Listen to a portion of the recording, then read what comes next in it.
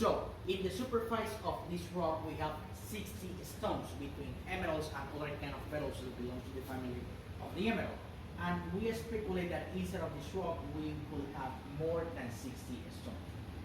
So here we can have a lot of stones right here. So also that I want to show you is this emerald on the top.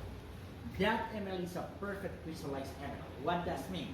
That means that have color, shape that is hexagonal, and have transparency, what means brightness on the emerald. That is a beautiful, that is the standard in the quality of Colombian emeralds. And you can, if you can compare a Colombian emerald from like this with other ones around the world that we have right here, from Brazil, from Zambia, from Russia, from China. So you can take a few seconds to see everything, and then we will continue. Okay.